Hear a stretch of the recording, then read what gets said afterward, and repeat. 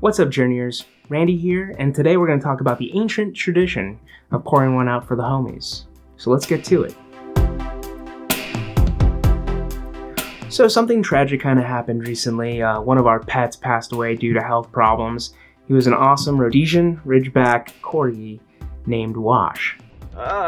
Curse your sudden but inevitable betrayal! He was a great dog and we loved him, and the very first thing we did after he passed away was pour one out for him. Now, if you don't know about this tradition, or haven't heard of it in pop culture, like Tupac's Pour Out a Little Liquor,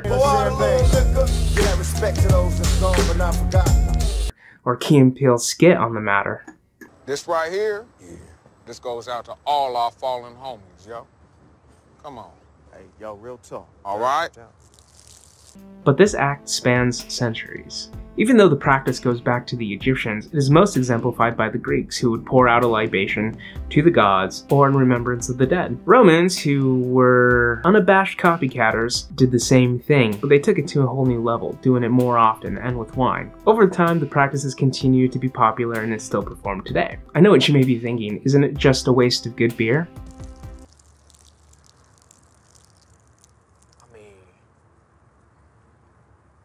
Seems like a waste.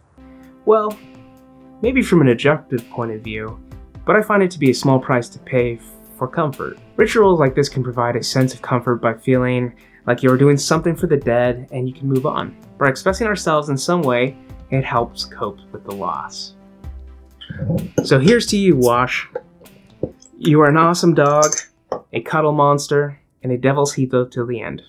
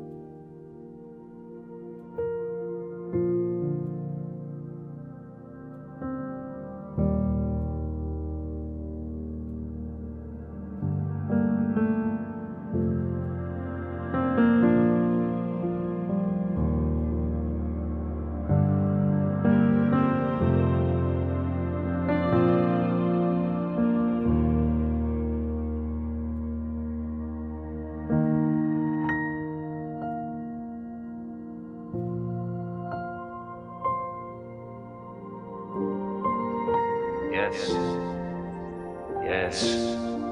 This is a fertile land, and we will thrive. We will rule over all this land, and we will call it this land.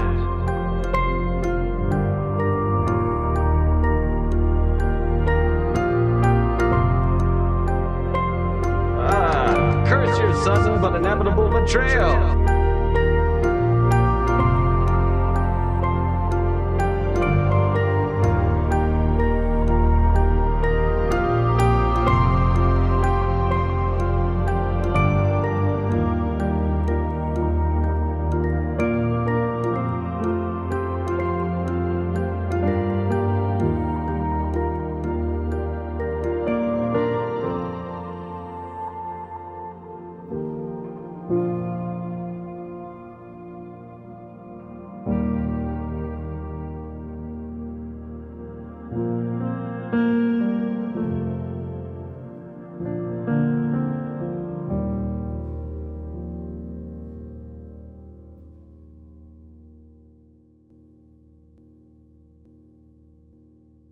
Cheers, little buddy.